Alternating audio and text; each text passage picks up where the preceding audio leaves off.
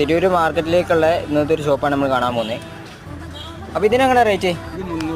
വെറും 300 രൂപ വേണ്ടോ? ഇതിനൊക്കെ വെറും 300 രൂപ വരുന്നുള്ളൂ. വേണ്ടോ? നല്ല ബോസ് പീസാണ് കേട്ടോ, എയർപോർട്ട്. ഇനി അതേമാതിരി നമ്മളെ വാച്ച് അങ്ങനെ തന്നെ 350 രൂപ അല്ലെ. സ്മാർട്ട് വാച്ചുകൾ വെറും 350 രൂപ കണ്ടോ, 350 രൂപയ്ക്കാണ് വാച്ച് വരുന്നത്. ഇനി പിന്നെ ഇങ്ങനത്തെ മോഡൽ ഇത് നോക്കുകയാണെങ്കിലോ 200 രൂപ. ഇതിന് 200 രൂപ അല്ലേ. പിന്നെ മൈക്ക് കാര്യങ്ങളൊക്കെ വരുന്നുണ്ടല്ലേ, 350. പിന്നെ ബ്ലൂടൂത്തിൻ്റെ ഹെഡ്സെറ്റ് അങ്ങനെ തന്നെ.